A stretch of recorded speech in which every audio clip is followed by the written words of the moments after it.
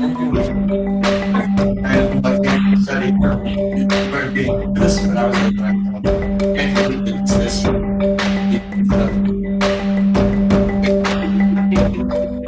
Hello. Hi.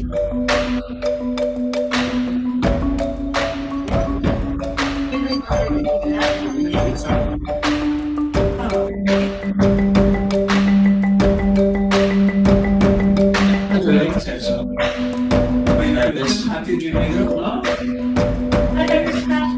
Year. Happy New Year to you. Hi, how are you? Did you miss culture? Miss you, good to see you. Or what's happening? Stuff.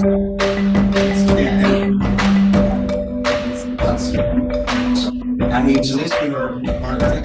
Yeah. So I see how much I don't know. So, But I need to remind myself how I think about power time how many students? there are 4 left. In person, I know that at least 6, It's like a lunch. but total 7. Yeah. Do you want me to bring all 4 up for other? Maybe we're going in there to pick them up. So if you pick them all, other people might drop in there to pick them up before they come upstairs. Okay. So I said But the I- first day till my muscle memory comes back, I need your All right. But if you're passing on a Tuesday, I'd be grateful. This you're gonna have your. I'm very happy to do that. I hope so. We'll come past you, check your bag. Thanks for reminding me, Dr. Small. Yes. Thank you. Sure, I saw that and got caught in something else. I was telling Kyle, I hope my muscle memory comes back next week and I teach in this room. So that you know how to run So, the. exactly. I'm glad you have a muscle. Kyle, is your day particularly busy today? I'm free after this, after I get lunch. I have a meeting at 1, but right after that, I like talking. Okay. So I'll just say. Yeah, it's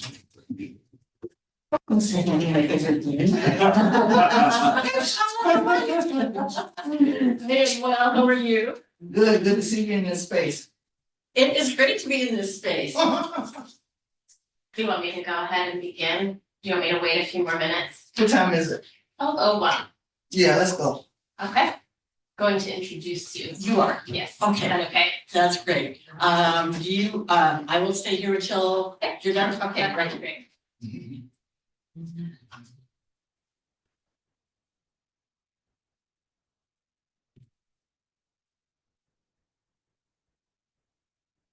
Good afternoon, everyone. I'm very delighted to welcome you all to today's Lunch and Learn. We have a few people to thank for this wonderful opportunity. We'll start with Dean Teresa Smallwood for her collaborative efforts to put something about disability theology into our schedule for the students and the wider ULS community. We are so grateful that you are here, either in person or if you're joining us online. Reverend Twila Schock serves as the Vice President of Church Relations and International Programs for Mosaic, and she will be able to explain to us a little more about what that organization does, but her history as a Lutheran pastor dates all the way back to, are we sharing the dates, Pastor Twila? Yes. I'm old. I'm going to give her more time to introduce herself and the good work that she's doing as we study the ideas of accompaniment and how they work in congregational mission. Please welcome Reverend Twila Schock.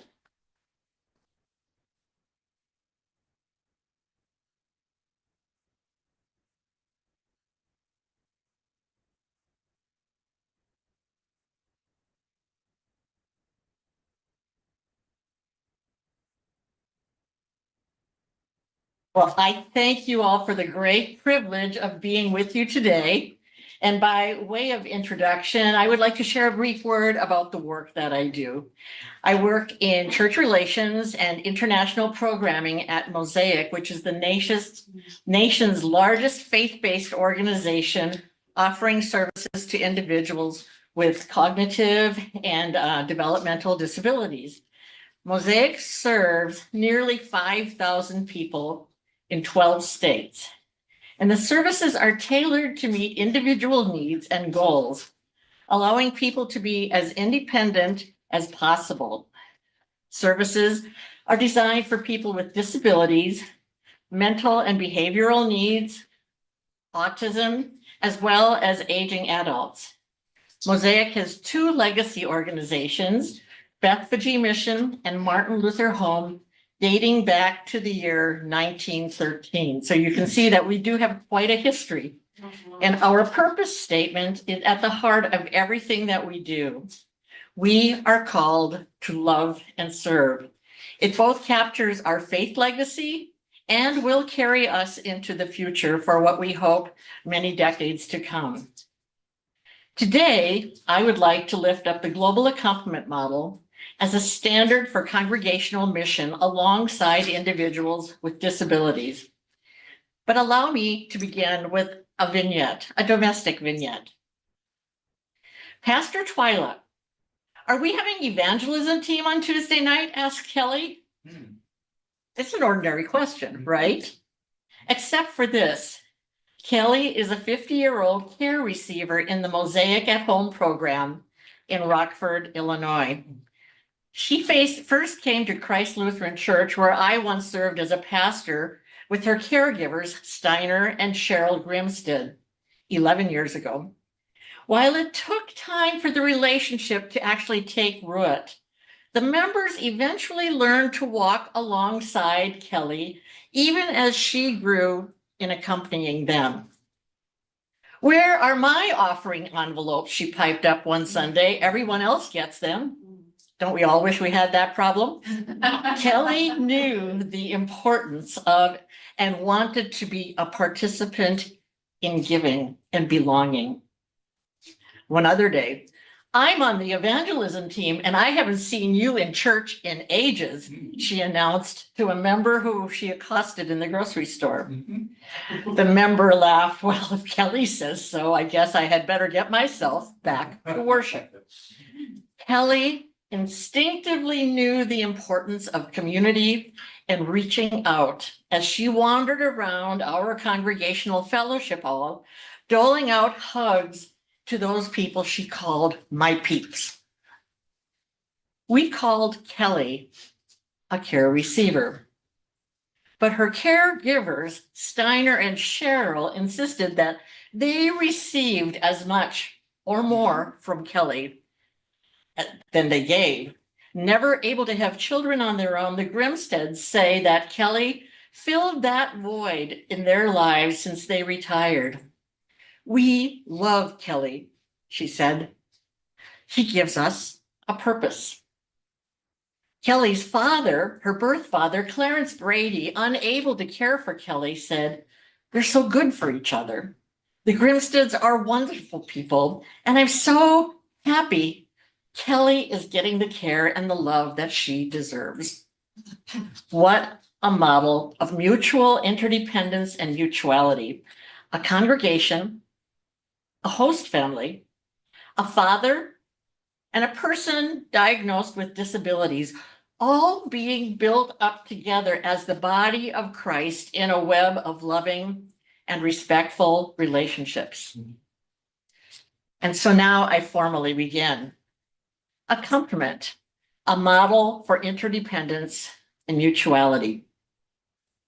In preparation for the 2013 Evangelical Lutheran Church in America local mission gatherings, the Global Mission Unit of the ELCA prepared a document on its theological model called Accompaniment. The model originates in Scripture, Luke 24:13-35, when the disciples on the road to Emmaus are met by the resurrected Jesus.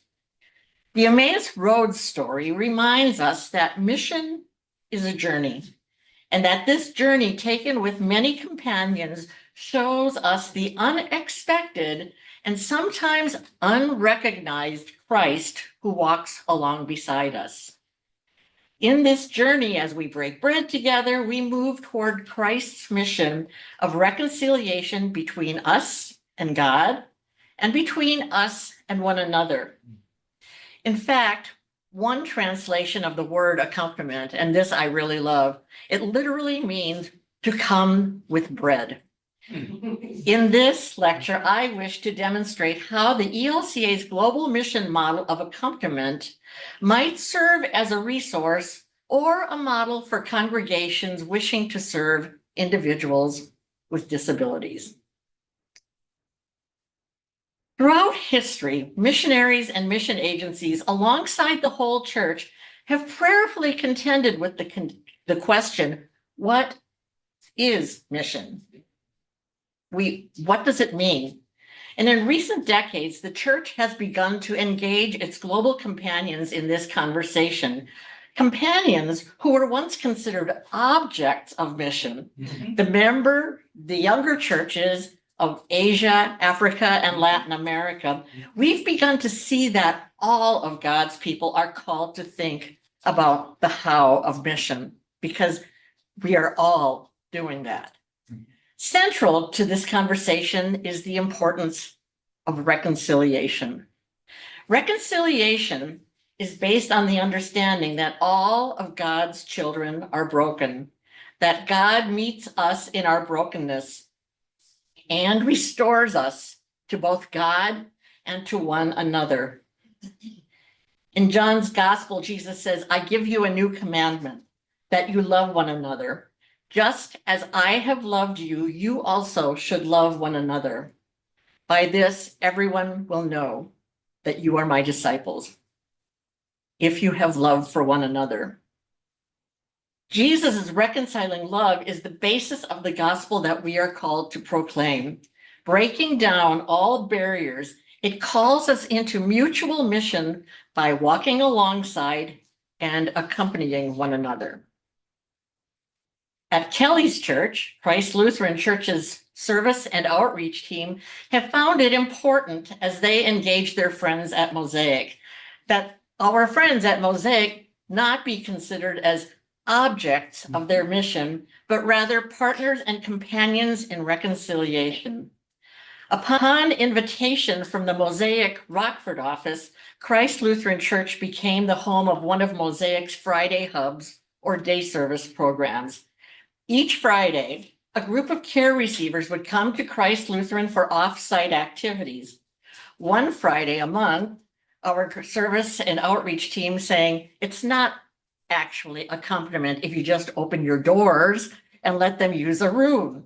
You need to be in relationship. And so one Friday a month, they would meet with their friends from Mosaic to cook together and complete service projects together. And on several occasions, those in service at Mosaic would create gifts in support of Christ Lutheran's Eucharistic ministry to the homebound. On one occasion, while they were doing that, they also helped me ready the palm branches for Sunday morning worship. But immeasurable was the delight of our homebound members as Christmas, Easter, Thanksgiving, Valentine's Day's gifts were delivered to them by our Eucharistic team, created by our Friday hub guests. This tripartite web of ministry lifted up the beauty of loving and respectful relationships, united and reconciled in the body of Christ. Now, in the world of earliest missionaries, mission work might have been summed up by the connection of three stories: God's story, my story, and your story. God's story and my story were united as we crossed boundaries to bring them into unity with your story. But accompaniment calls us to see mission differently. In reconciliation, we realize that my story and your story are not divided by boundaries, but both are reconciled within God's story. God's mission of reconciliation requires that we must see both ourselves and others from God's point of view, rather than a point of view imbued with our own personal human values. Henri Nouwen speaks poignantly about perceiving himself from God's point of view, unclothed by human accomplishment. He's a Harvard Divinity School professor. He left his post in the summer of 1985 and joined the L'Arche community in Trollibreuil, France. Henri spent 9 months living and sharing in life with people with and without learning disabilities. And following this period of discernment, Henri joined the L'Arche Daybreak community in Canada, where he served as a pastor. He wrote extensively about the richness of his experience with individuals with disabilities, and I'm going to read an extended quote, which I think is quite compelling. "The first thing that struck me," he writes, "when I came to live in a house with mentally handicapped people was that their liking and disliking me had absolutely nothing to do with the many useful things that I had done until then. Since nobody could read my books, the books would not impress anyone. Since most of them never went to school, my 20 years at Notre Dame, Yale, and Harvard did not provide a significant introduction. Not being able to use any of the skills that had proved so practical in the past was a source of anxiety. I was suddenly faced with my naked self, open for affirmations and rejections, hugs, punches, smiles, and tears, all depended simply on how I was being perceived in any given moment. In a way, it seemed as though I was starting my life all over again. Relationships, connections, reputations, they could no longer be counted on. That experience was, and in many ways is still the most important experience of my life, because it forced me to rediscover my true identity. These broken, wounded, and completely unpretentious people forced me to let go of my relevant self, the self that can do things, show things, prove things, and build things, and forced me to reclaim that unadorned self in which I am completely vulnerable, open to receive and give love, regardless of any of my accomplishments." End quote. In 2020, at the height of the pandemic, our confirmation students, as their summer confirmation project, made sunshine boxes, 50 of them, to deliver to every resident in Mosaic, Rockford's Mosaic homes. In addition to ordering treats and thoughtfully discerning what might bring joy to the care receivers, they carefully designed and decorated each box. Henry, one of the recipients, was not entirely enamored with everything in his box. "Yes," he said as he threw it on the ground. One confirmand, indignant at Henry's response, complained to his mother about Henry's lack of gratitude. And she astutely and promptly replied, "How wonderful! See what Henry has taught you?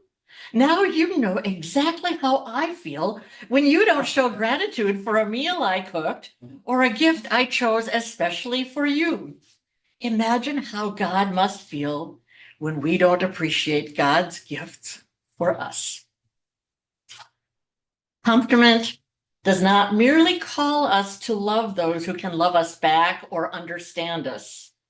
Accompaniment calls us to love and allow ourselves to be loved by those who are not like us at all or who may never understand us. Accompaniment values. People committed to living out Accompaniment, God's reconciling mission as a way of encountering global companions, have identified values which characterize the relationships which are formed. Mutuality. It's good for me and it's good for you.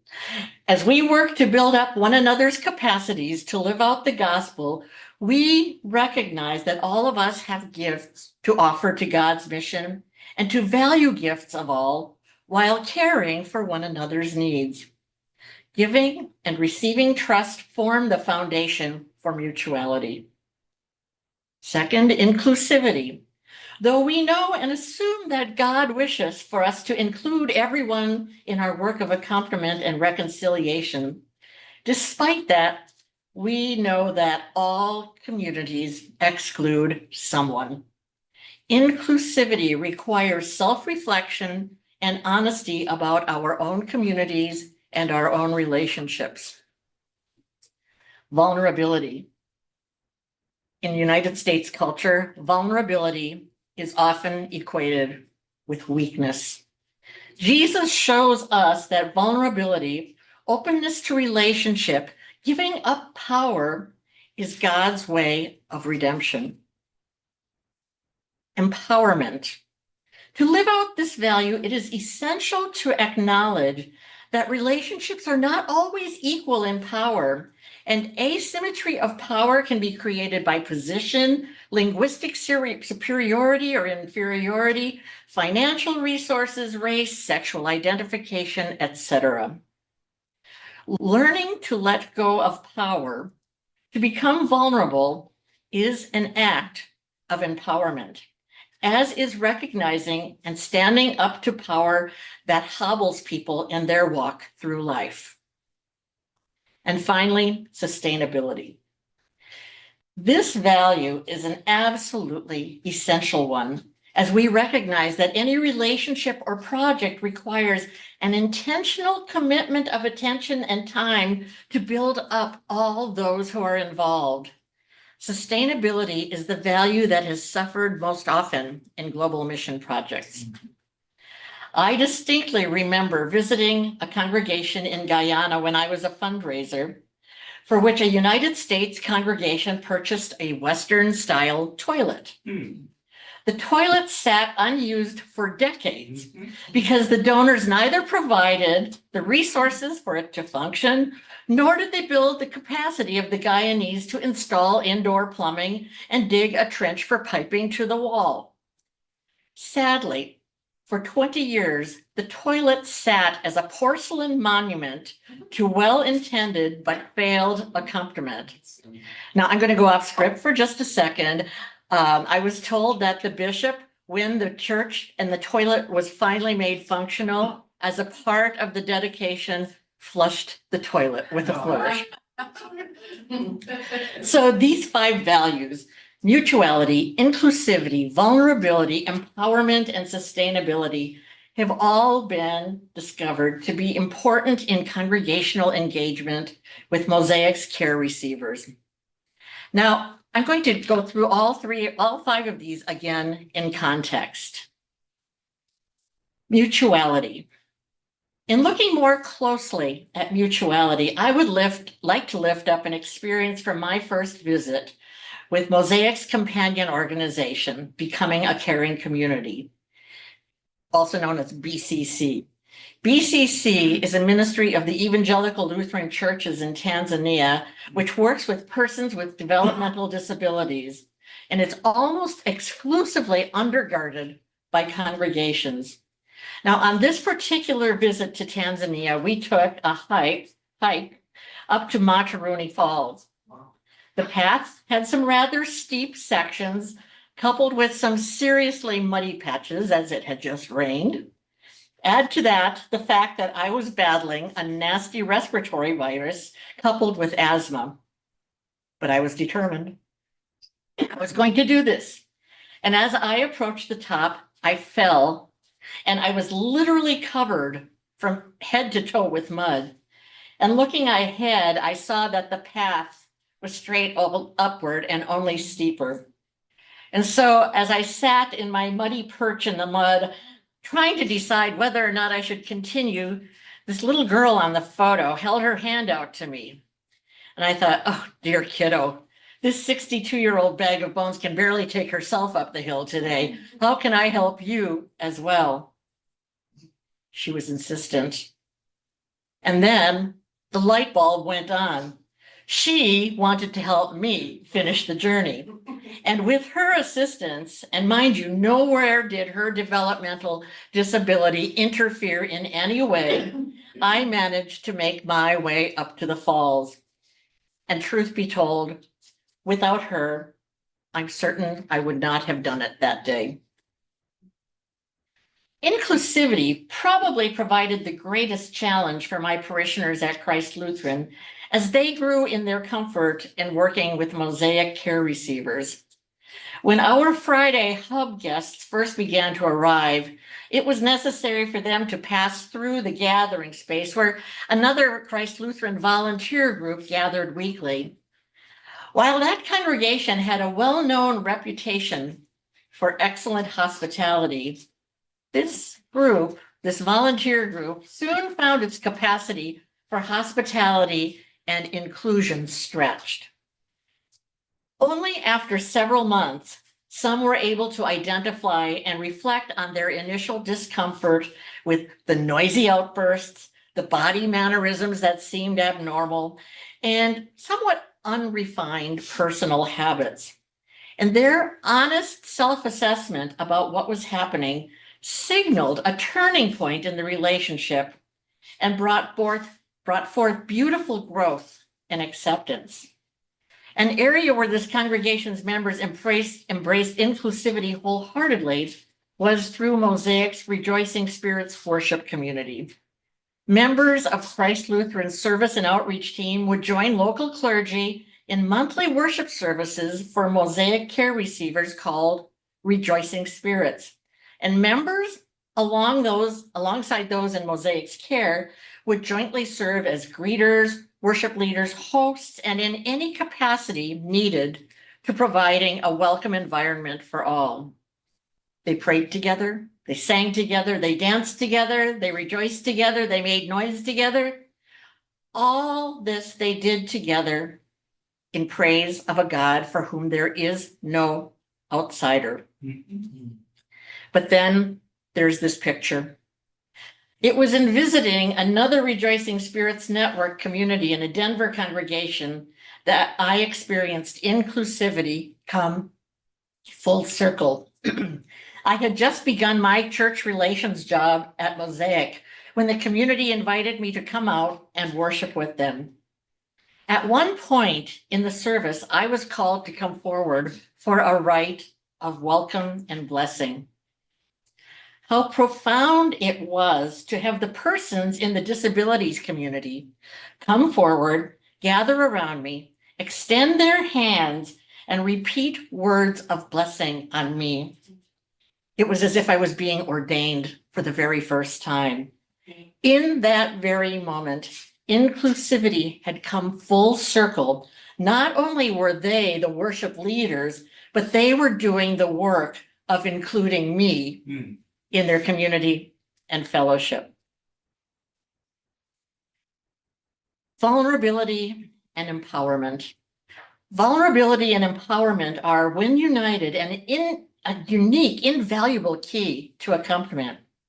When the COVID pandemic began, Kelly, with whom I began the story today, was, like most of us, was required to shelter in place with the Grimstads. Now, mind you, she was in a very vulnerable population, so she had even less access than most of us had to the outside world. Not to be deterred by the pandemic, though, Cheryl, her host, Mosaic at home caregiver, and Kelly decided that Kelly should now, at age 54, learn how to read. So they started by Cheryl reading, and Kelly would follow along. Then they moved to flashcards and pronunciation of letters.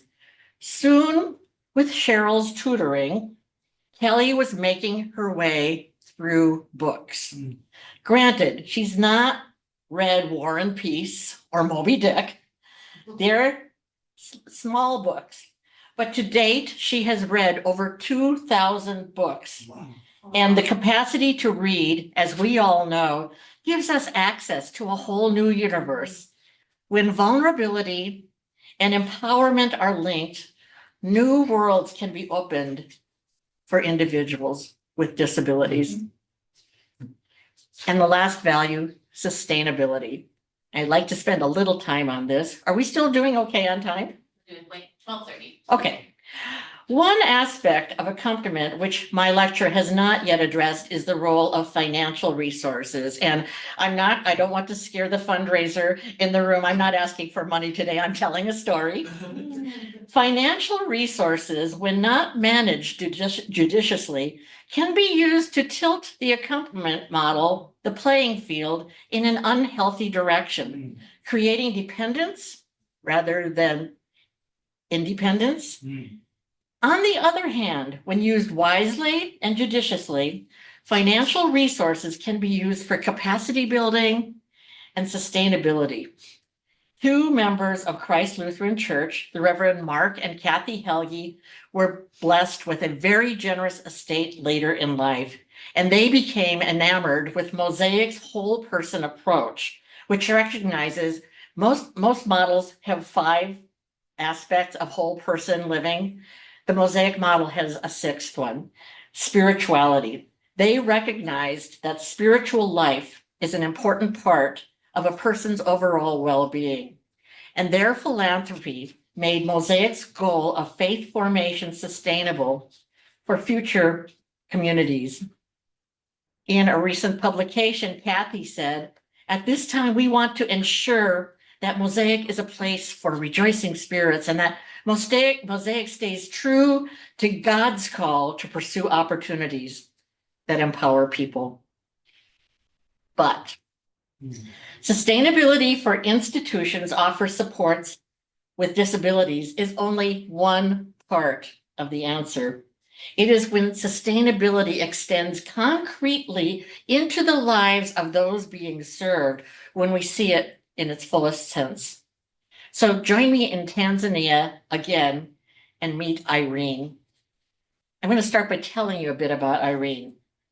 Irene had 10 chickens, and she had a dilapidated chicken coop behind her mom's apartment, as you can see on this picture. It's 5 feet away from a water spigot so that she can water her chickens easily.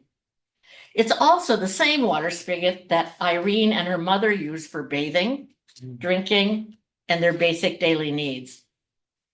Now, a little bit more about Irene. Irene lives in Moshi, Tanzania. She has a model's face with radiant ebony skin. Her body is tall, lean, and elegant. But what her Tanzanian neighbors often see is this. Irene is nonverbal. She expresses pleasure and displeasure by nodding and grunting. That's less attractive. Her face muscles are weak, and so she needs to wipe her mouth with a handkerchief constantly. The neighbors say that she should be kept hidden away. And what her father saw shortly after her birth was this: a child who was a curse or a blight on the family name. So he left Irene and her mother to fend for themselves. Somehow, Irene's mother learned of the BCC ministry hosted by the congregations of the Evangelical Lutheran Church in Tanzania. That program offers care, therapy, and vocational training. And it did not take the staff long to recognize that while Irene was nonverbal, she had a very unique set of gifts. If she saw your face once, she would never forget it. And she could count very well, even if not out loud. So soon she entered the Congregational's vocational training program, where she learned to grow vegetables, tend chickens, make soap, bring together beads, make greeting cards. But her deep compassion for animals soon became apparent. And so, to put it in United States terms, she majored in chickens, which brings us to last year. 1 year ago, I stood in Irene's Tanzanian backyard and she pointed out every single one of her chickens to me, all 10 of them, and she was proud, but not near as proud as she was on the next day when she graduated from the Young Adults Training Program. And as a guest at the event, I had the privilege and deep joy of presenting her diploma to her. But the good news gets better. Irene now has a micro business. She tends her chickens during the day while her mother works selling clothes in the street markets. And she sells eggs, enough to pay for her special medications at the pharmacy. And that's still not all of the good news. It gets better. Irene, the child who was supposed to be kept hidden, who was seen as the blight on the family name, has, through a cooperative relationship between the church, BCC, the family, and Irene, now has a bank account, the first bank account in her family. And it gets even better. I learned from our companions at BCC that by the end of last year, Eileen had become more entrepreneurial and had grown her little flock of chickens to a flock of 53. Wow. And by spring, her flock of 53 had become 92. Mm. So she diversified. She sold 40 of her chickens in order to buy 2 pigs. Mm. By this spring, Irene had a small farm of 52 chickens and 2 hogs, and she helped her mother to care for herself. When sustainability begets sustainability is when accompaniment arrives in its fullest sense. And I call this polyvalent sustainability, sustainability at every possible level. And so now we've come close to full circle and find ourselves again on the road to Emmaus. As we consider the story, and we can go back to the previous slide. There we go, thank you. It does not seem likely that this biblical narrative would ever actually happen in our lives. 2 are traveling together, having a serious discussion about what seems to have been a tragic event and how hope has been destroyed. And then they encounter this stranger who begins speaking to their loss of hope and their fear and how God has been present throughout all of this. The 2 are shocked at the stranger's perceptiveness, and they invite him to break bread, accompany for a time. And in breaking bread together, they once again get a glimmer of hope. And suddenly, recognition dawns, and they realize that they have been in the presence of the holy all along. They are compelled to share this unlikely experience of new hope with others. As unlikely as it may seem that this story could occur in our time, Christ has given us this promise.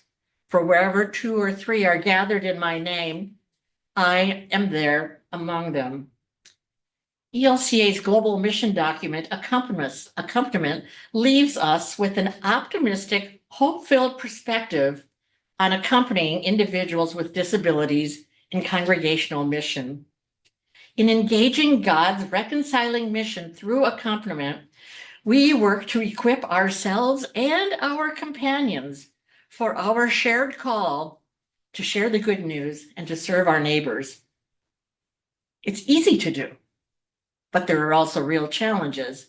Yet God invites us to the table and then sends us out to go out with our companions to share and serve others. And when we tire, our companions hold us up or take us up the hill. When our faith is weak, our companions remind us of what we have seen and shared together. God gave us companions for this purpose. Today, we can continue to live out God's reconciliation. But I think that in a lecture on accompaniment, Kelly should give us the final words, as only Kelly can. So now we can go to that last slide. I began collecting crosses when I served ELCA Global Mission, and I found it fascinating how various cultures portrayed this symbol of redemption.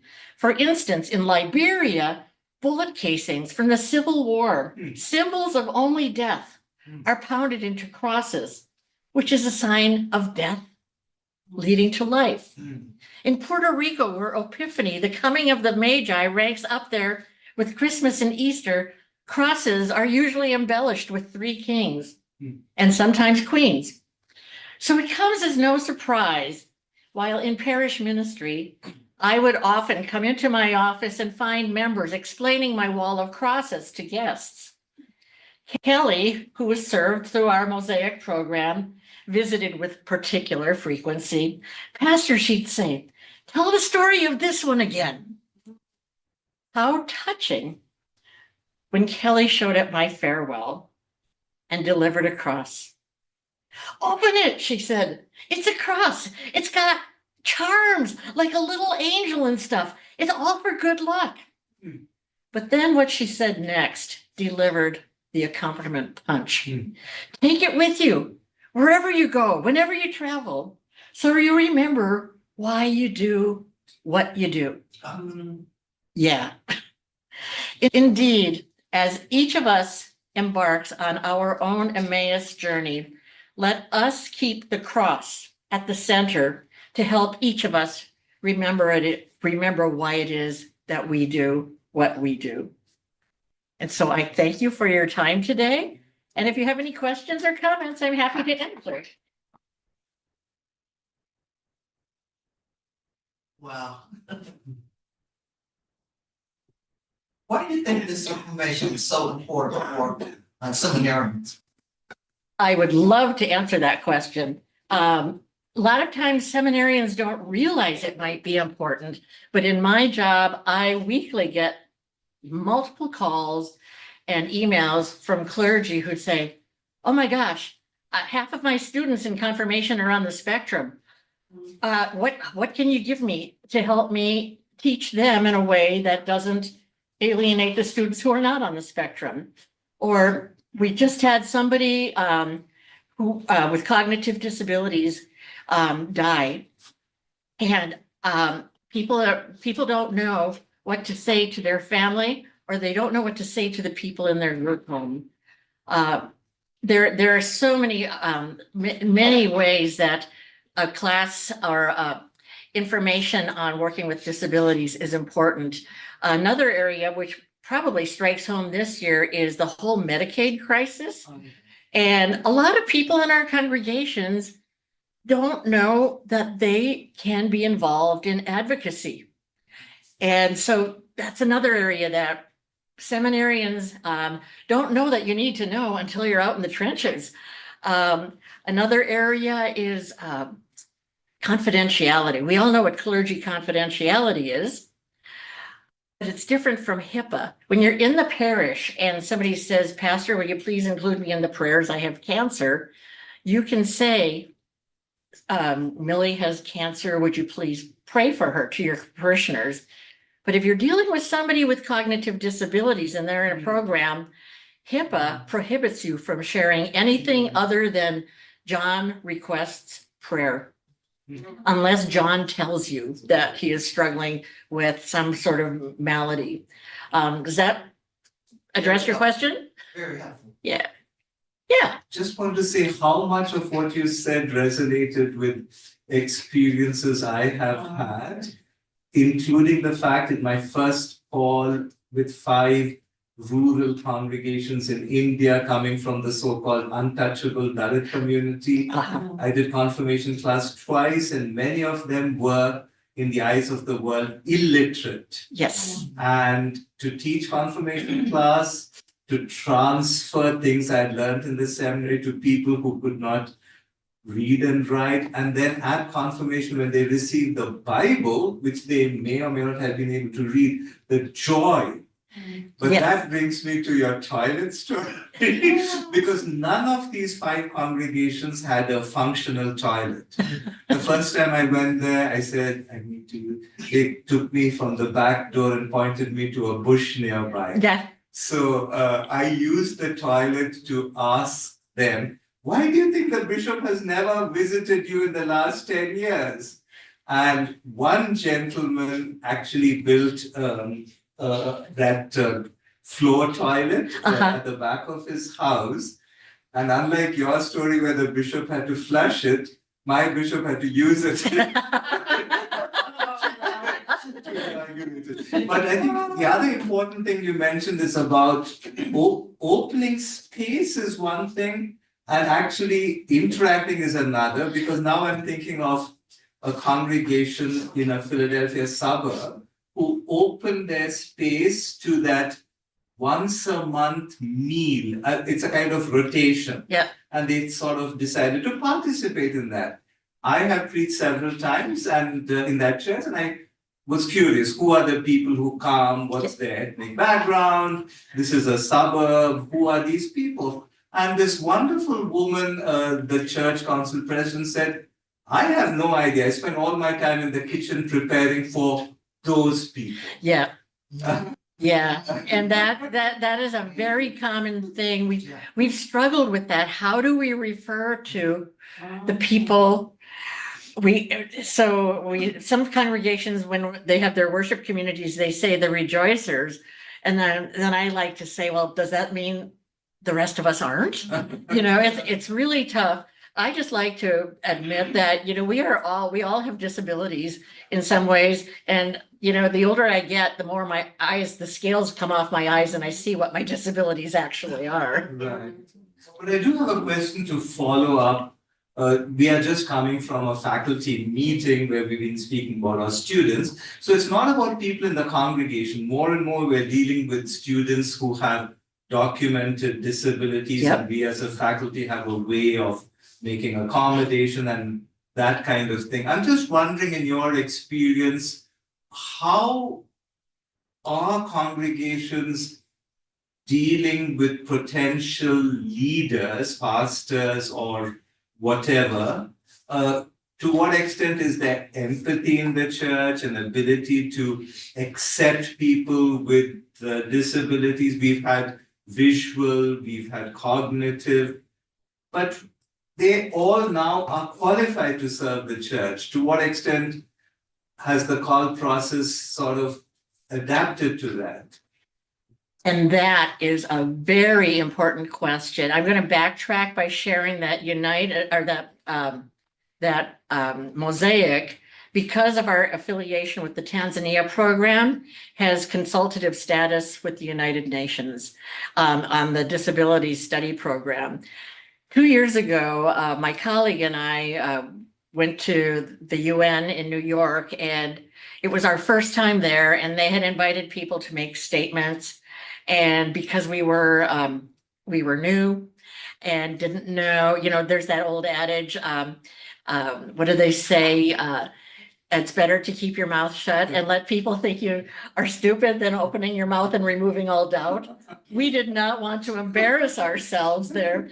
And so we just sat and listened. For 4 days, we listened to about 30 presentations a day. And we sat with headsets and listened to the most profound sign language presentation with not a word in the room. We listened to people who were visually impaired. We listened to people who had started their own businesses with physical disabilities all over the world. All of that time we sat there, only one presentation out of dozens, several dozen, dealt with the issue of cognitive disabilities. And it is just such an overlooked part of our population. Now, one thing I'm delighted is that our most recent Rejoicing Spirits community is starting in the state of North Dakota, which I love because it's my home state. But the pastor who suggested this is Pastor Brian Krause, who's a chaplain at Sanford Hospital, and he has cerebral palsy. He is somebody who has gone through the system and is a strong advocate for people with disabilities in ministry. And so when you've got people like Brian out there shaking the bushes, I think it's going to slowly but surely open the doors. The other thing is that congregations are asking for support in ways that I don't think they were 10 years ago. And I think the more that people are fully integrated into the life of the congregation, the more likelihood there will be of people, seeking the roster in one fashion or another. I just was going to share an example with you.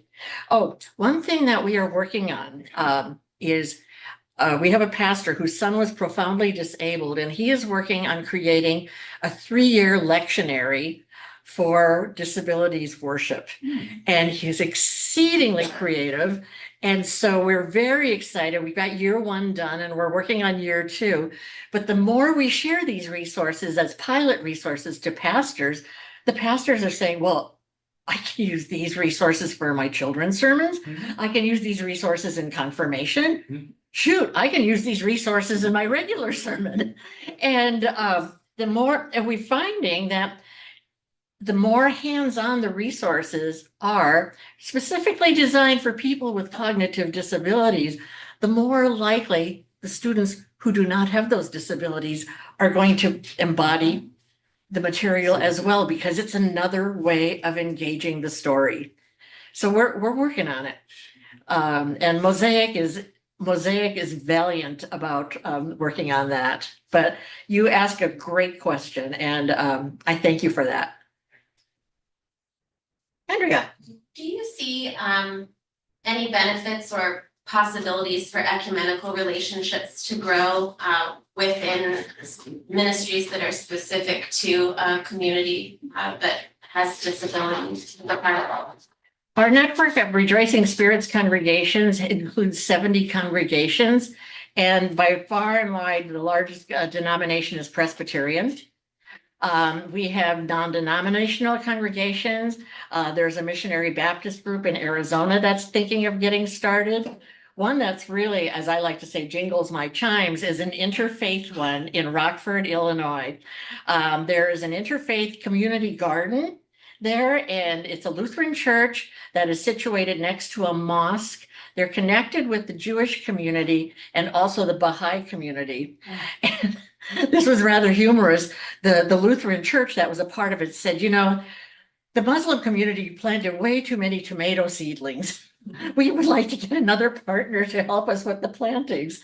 So now Mosaic is a part of this community effort. And so in the winter, they do the seedlings and not too many tomatoes. And in the spring, they do the planting. And in the fall, they do the harvesting. Or in the summer, they do the harvesting. And then in the fall, they do garden cleanup together with people of all faiths. And that is Mosaic's approach to their work. Is we serve with and alongside people of all faiths and no faith. And every once in a while, people find themselves closer to a faith that they never knew they had. Wow. Well, this has just been awesome. And I thank you, and I hope it's one of several that we'll have to try to bring in this idea so that we can make it come to full circle at some point in time. I want to thank you again and look forward to having dinner with you a little later. I have to slip out because I've got another meeting. But Twila, thank you so very much. It has been a great privilege. Thank you. Thank you.